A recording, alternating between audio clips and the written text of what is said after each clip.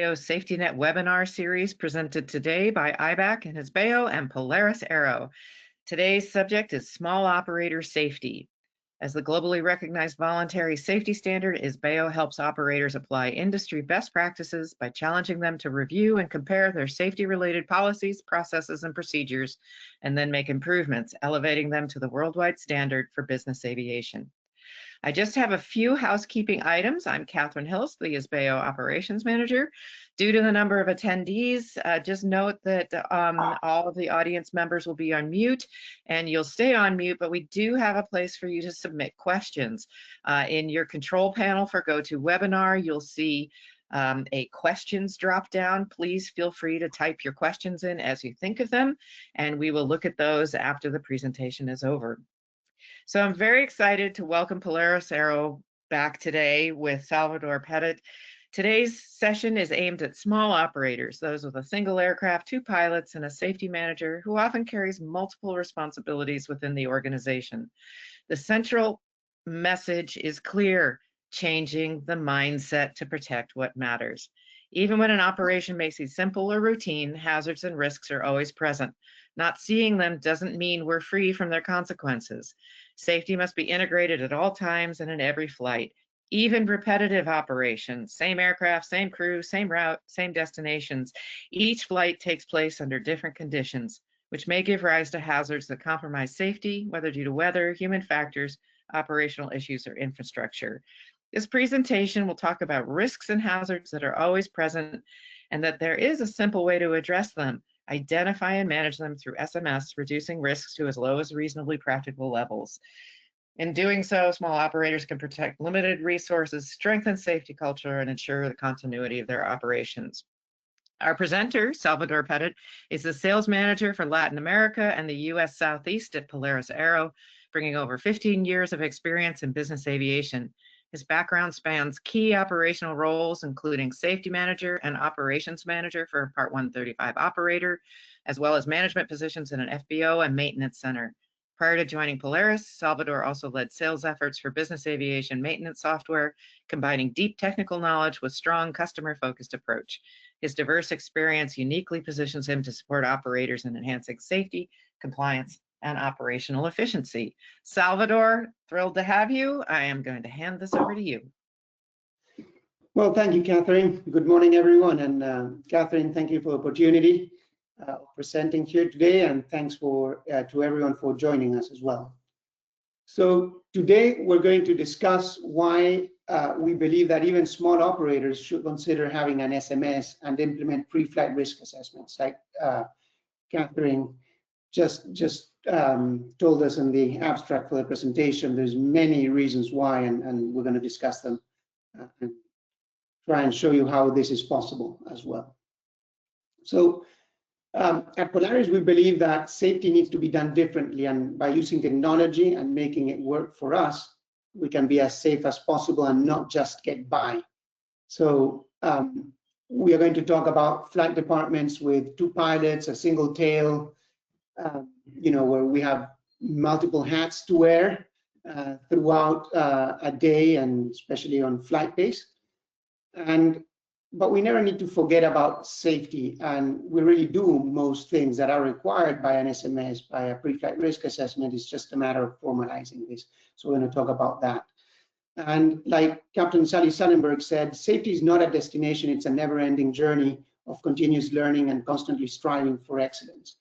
And I think we have to agree with that, because that is what an SMS really is understanding what's going on, how can we do better, and repeat constantly. So we're always getting better. Now, as small operators, we may be led to thinking that many things don't apply to us because we're small, we don't have the resources, we always do the same type of flying. There's no legislation telling us to do certain things, so there's no mandate for us to have an SMS. But why is it so important to consider an SMS-like approach to our operation, include a pre-flight risk assessment maybe? Because as small operators, we're part of the same environment as all other operations. Therefore, we face a lot of the same hazards But as small operators, due to the limited resources, our ability to recover from an incident or accident is usually slower, or maybe we can't recover from it. So it is even more important to take into account as a small operator to have these processes in place. And also, as small operators, there is specific hazards that we encounter because we're small operators, and we'll talk about that as well. That may lead us, having small or limited resources may become a problem. So, like I was just saying, the limited resources is a problem. We have 2 pilots, 1,000 functions, right? That means that if we break the aircraft or we get sick, we probably won't go flying, right? We can encounter routine bias. When something is done often, the brain assumes that it's always safe, even when it isn't. So we tend to skip a checklist, or maybe pull the aircraft outside out of the hangar without a wing walker. So those little things that, most times nothing happens. We do them so often we think we're fine, but that's when mistakes happen, especially in the days because of our limited resources. We have to rush and have to go and grab the catering that is waiting at the FBO and make sure that we're getting the fuel on time. And now we're rushing and we're catching up, and that's when things go wrong. Then we also have the confirmation bias. We tend to notice, remember, and trust evidence that supports our existing opinions while ignoring or discounting information that contradicts that. So that becomes a problem as well when we do repetitive things. And the same with overconfidence, right? Nothing ever happened. We always fly the same aircraft, same route. We know the aircraft inside out. I've been flying all my life this way. So that will probably lead us to making a mistake, or to find ourselves unprepared and under certain circumstances. So being a small operation, as I mentioned before, we operate under the same environment than others, a more robust organization, and this leaves us more exposed. But why formalize?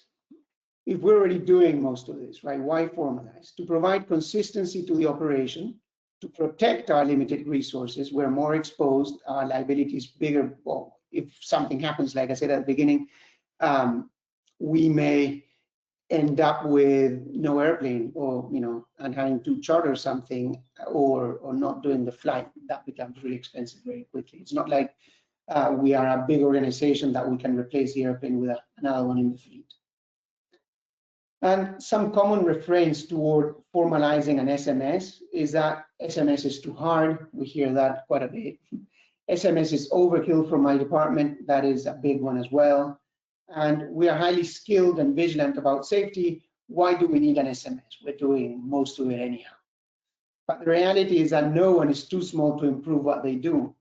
You likely are very safe and you already do most of the SMS. Why not formalize a few things?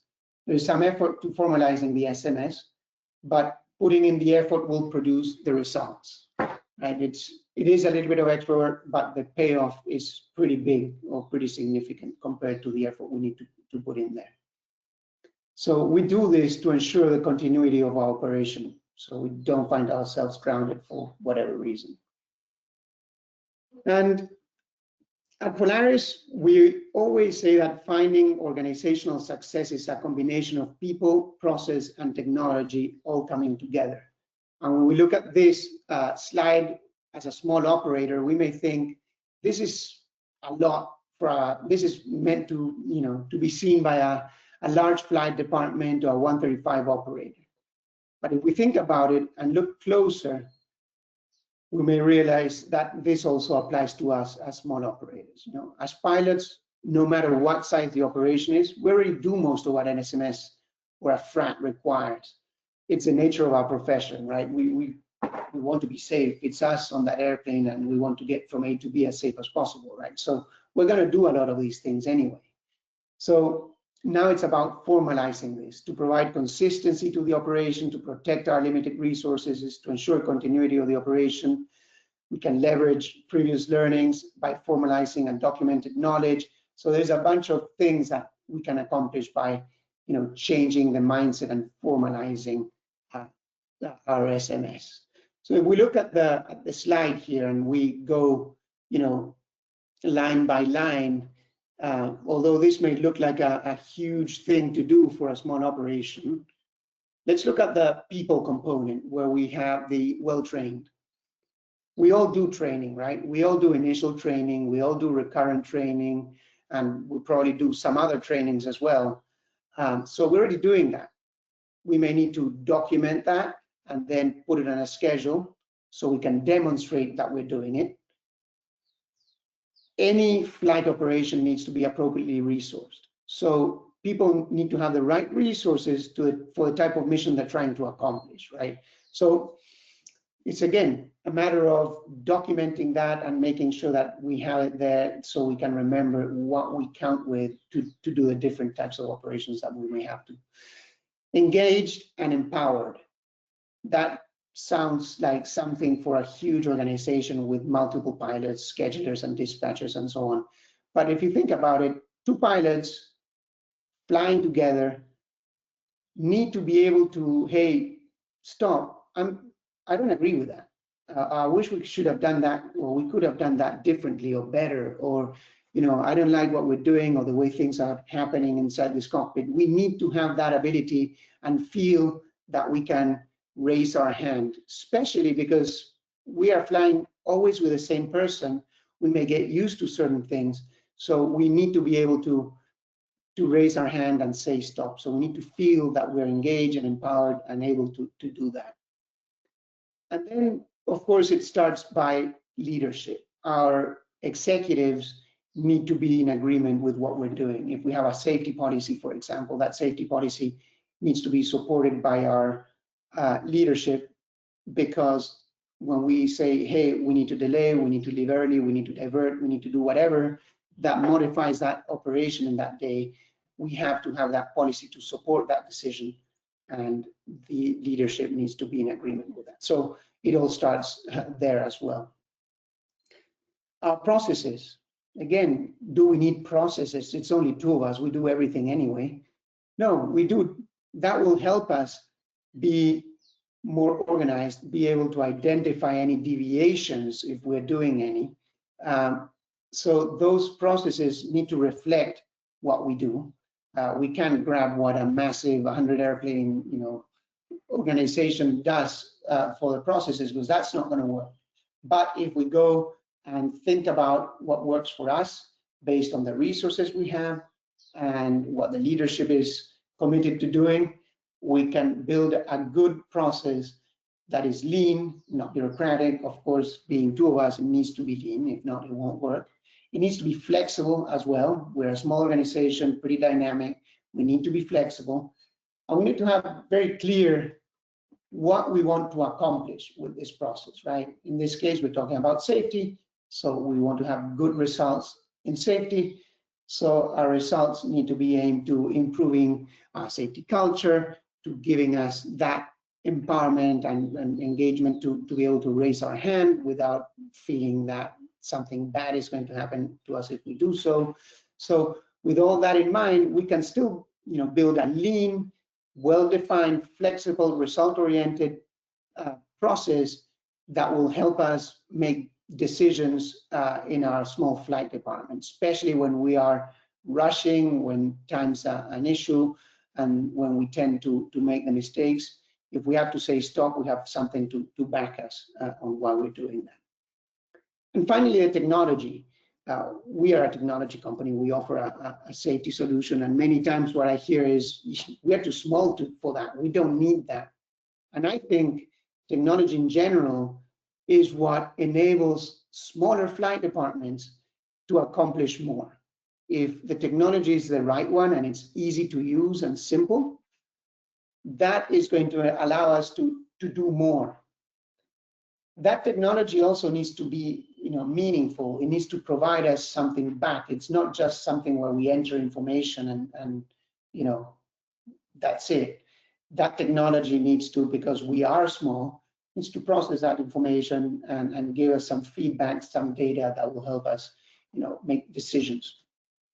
And then the seamless part as well. Seamless, and what we refer to that when we say seamless is the integrations. Technology needs to be integrated. There is a lot of applications out there, a lot of different software for scheduling, for flight planning, for weight and balance, for safety, for frats. If we had, or we are required to enter information in each one of those, we're not going to do it, right? We are 2 people, 1 aircraft, we've got a million things to do. We're not going to be entering the same data in multiple different platforms. So we need them to talk to each other. So when we put the information in one of those, it goes to the rest of them, and we still get the information we need before the flight. So that integration piece is fundamental as well, if we want that technology to work for us. So the steps, and this is some of the steps to formalizing an SMS, or at least have something that gets very close to an SMS in a formal way by documenting things, is a lot of the biases we discussed earlier can be resolved by formalizing our processes, right?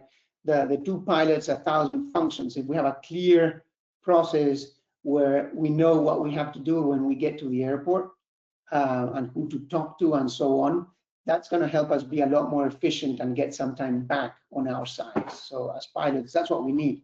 Time allows us to make better decisions.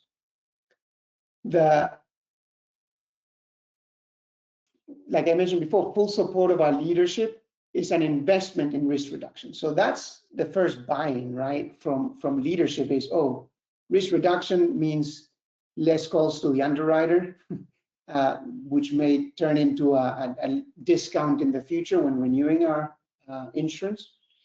Structured decision criteria rather than gut feeling. If we have a system that helps us capture those reports, process the reports, and provide data, then we will be able to make this, data-based decisions instead of feeling our gut feeling decisions. Actively seek disconfirming evidence. It's very, as we said before, one of the biases is it's very easy to convince ourselves that we're doing everything right because nothing ever happened. So we need to actively look at and be honest with ourselves and with our colleague in the cockpit and say, that could have been done better, right? And think about how we can do it better in the future. And then maybe report that and use that report as a reminder of going back when we're home and have the time to document and review those lessons learned objectively. So in the future, we can leverage those lessons learned and make a better flight, a safer flight moving forward. And finally, conduct periodic fresh eye inspections, right? What does that mean? As a small operator, the likelihood of us needing maybe a contract pilot because one of us is sick or can't do the flight that day for whatever reason or whatever, having that contract pilot, let's use that like an auditor of our small operation, right? Give that fresh set of eyes the ability to give us feedback. So that is fundamental. It's a great opportunity to get someone else's point of view on how we do things and is there room to improve or whatever. So an SMS will provide that person the ability to submit a safety report where we can learn from that. Now, let's talk about the technology and how the right technology will help us make an SMS work for a small flight department. Like I said, the right technology used the right way will enable us to accomplish a lot more than what we can do without that technology. So what we think, SMS is for a huge organization, well, maybe if we have the right technology, it may become possible for us to an our airplane. Here we'll see a lot of things that, if we expect to grow, we need to consider as a small operator that today is only 2 of us with 1 airplane, may become 2 airplanes for pilots in the future and so on. So the technology needs to be scalable. But to start with, the main thing is having a mobile application, right? We as small operators probably don't have an office, don't have a pilot room, we just use the FBO. We sit there with our tablet or a phone. So whatever technology we have needs to have a mobile application where we can do, in this case, safety. The QR code that you see down there, that's a great way of incorporating feedback from that third additional sets of eyes from maybe our contract pilot, or maybe someone at the FBO, or a colleague that we talked to at the FBO. They may be able to provide some feedback. So why not give them the possibility of doing that? Then once we have those reports, and one thing I just want to mention here as well is that FDM data, that sounds like it's something for big airplanes, for huge organizations that have the manpower to look at that data and do something about it. Now there is technology that enables us to get some FDM data out of smaller aircraft at not an incredibly high price. So being able to integrate to that type of technology really helps as well, and it's something that's going to be become more available for smaller operators and smaller aircraft as well. So keep that in mind. It's something that will become possible for small operators as well, and it's another source of information that will help us see things that maybe we're today missing or not realizing, and so on. But once we have all that data, what are we going to do with that? Because it's dangerous to have a bunch of data and not do anything about it. So the right technology will allow us to process that data easily. There is tools with AI, well-designed wizards and workflows that will help us process those reports while automatically presenting all that in different dashboards and registers and keep track of different SPIs. That saves us a lot of time, and that's where all those dashboards will help us identify any trends that we may not be seeing, or where we can improve, or where we're doing really well. Maybe we want to, make sure that we share that and know about it, because it's what we can, share with our pilots and our companies as well. And then, the risk controls and corrective actions. And as a small flight department, maybe this is a debrief in the cockpit while going to the FBO. But if we find a way of formalizing this, like using a rule-based pre-flight risk assessment that will enable us to bring back into day-to-day operations the tribal knowledge that we may have. We've been flying for a long time, we've learned a lot. So why not document that some way? The lessons learned as well, which again, we probably do, right? We sit down, we didn't have a great landing maybe, and we discuss that in the cockpit while we're taxiing back to the FBO and say, hey, we could have done that better, or let's remember to do this in the future so we avoid, this long landing from happening, or whatever. So we can build those lessons learned, that tribal knowledge as rules in these rule-based risk assessments, like the one we offer, right? So that way we are bringing back into day-to-day operations all this information when we need it. Not every time, not never, but only when the conditions require to have that information in front of us as pilots. So it's kind of that quote we saw at the beginning from Sally. It's about improving every single flight, getting better and better and better, and it's cycling of information. So how does this work? Well, it's formalizing undocumented know-how will enable us to then do a 30-second risk assessment where we'll put in where we're going, where we're leaving from, what the alternates may be, the date and time of the flight, and the crew. And these systems will check the NOTAMs, the weather, the rules around the AFM for your aircraft, any company rules, and those are the lessons learned, maybe things that you built in your operations manual or part of your processes, the airport information, the runway length, width, weight bearing capacities, and so on. And then of course the regulations.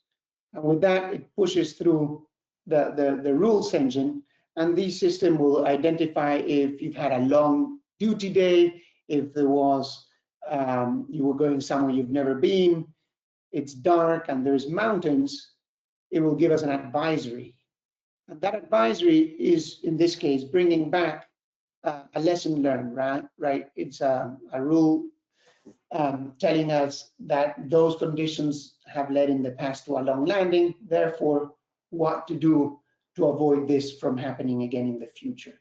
Again, it doesn't add more work to a small crew. It actually may save some time because in one single place, you're checking your NOTAMs, you're checking all these things that we mentioned before.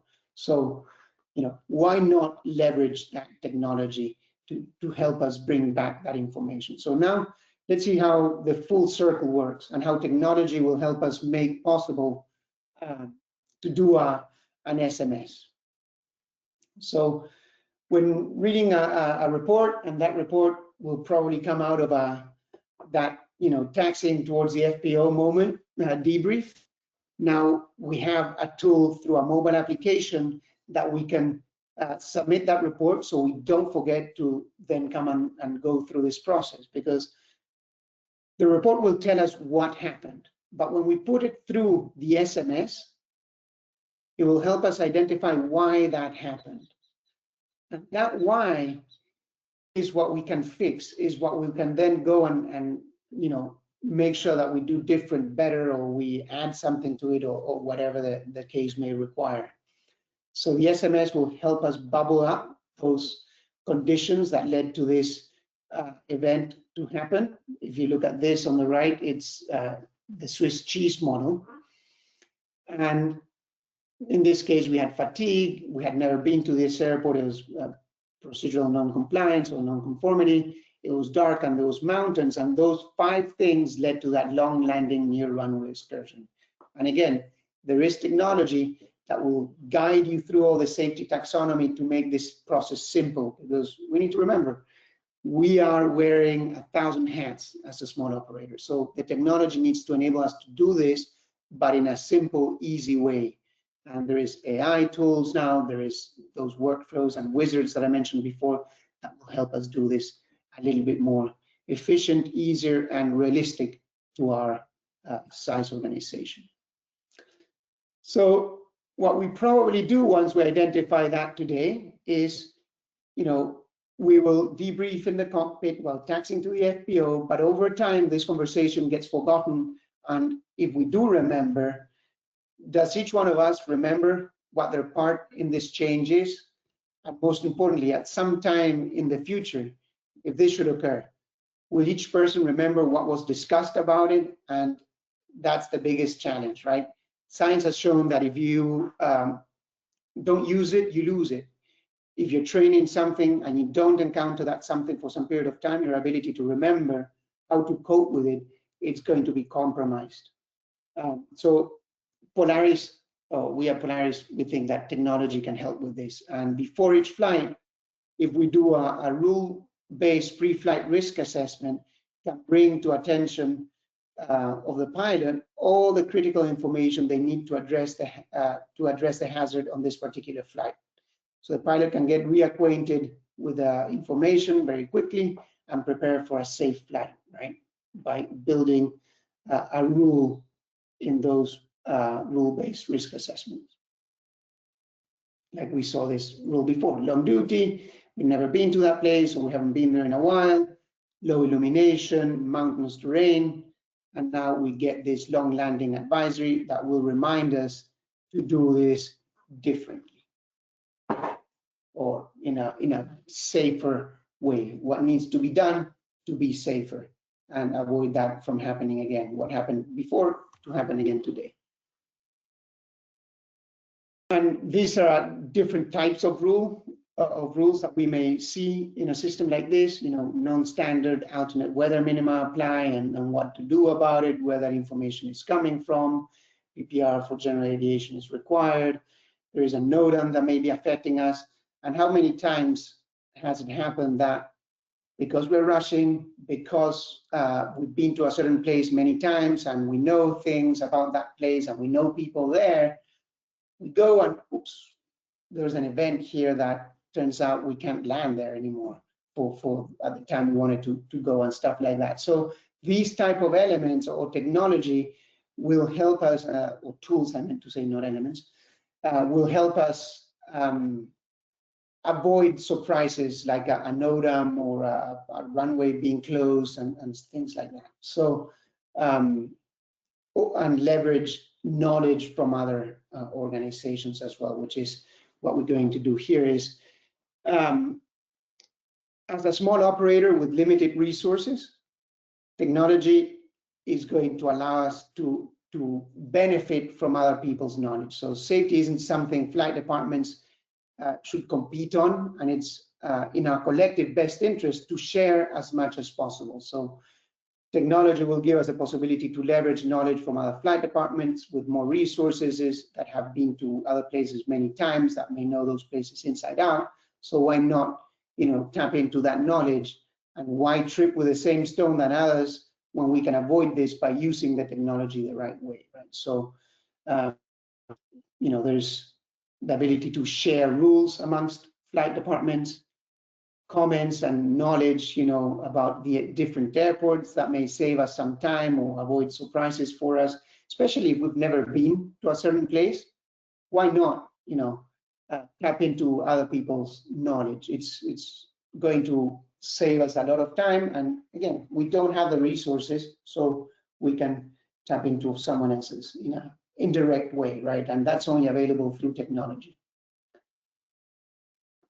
And so this way, two pilots will have the right information at the right time to be able to make better decisions. So that's why we want to formalize an SMS, do a pre-flight risk assessment. Those rule-based pre-flight risk assessments, which are automatic or only take about 30 seconds, will enable us to bring back those lessons learned, the tribal knowledge that we may have. It helps retain knowledge as well. We've seen way too many times how when it's only two of us and one of the two leaves, that's 50% of the knowledge probably walking out the door. So a great way of retaining that knowledge is through technology, through having a formalized SMS, pre-flight risk assessment procedures, and having the right technology to make this happen. So Catherine, that is all from me today. It's been a shorter webinar, but again, it's for smaller flight departments, so it shouldn't be that long, right? Great, absolutely. Thank you so much, Salvador. That was a great overview of this and considerations for the small operator. I have a couple of questions, and one of the first ones is, what does the formality of all of this get me in my organization? Well, like we mentioned before, it's looking after our limited resources, first of all. If something bad happens to our aircraft, we're grounded, right? So that's the first thing which will help us do is, look after those limited resources. But secondly is the ability to, sit down with our insurance, for example, and demonstrate that we are safe, that we're taking initiative. So the formalization will help us demonstrate what we're doing, that we're a safe organization. It doesn't help anyone saying, yeah, we do all these things, but it's not documented. So having a formal safety program, even if we're a small flight department, may go a very long way with insurance underwriters, for example, and may lead to benefits with insurance underwriters as well. Okay, thank you for that. There was another question about insurance companies and showing them, how can you show them that you're as safe as you say you are? And I think you just answered that. Yeah. The formality. I do have another question about the QR code. It asks, where would the information take the contract pilot? So it depends on what type of system you use, but it should take them to a place where they can submit a safety report to provide the feedback to the flight department. So they can then take that and as the third set of eyes, an additional set of eyes on their organization, and process that report as if it was coming from their own pilots. So it should take, the QR code should take that person using it to the safety report form. All right. Thank you so much, Salvador. That is it for today. I love it that you have a QR code here on your final slide. If anyone has any questions, further questions for Salvador or the Polaris group, there is an email here and the QR code, which I'll find out where that goes here in just a minute. I'm guessing to your website. We really appreciate the thought and the time, Salvador, and everyone. I did note that this is recorded, so you can find this on our website at any time. And Polaris has always does series of these safety nets, so please join us again. And thank you, Salvador. Have a good rest of your day, everyone. Fly safe. Thank you, Catherine.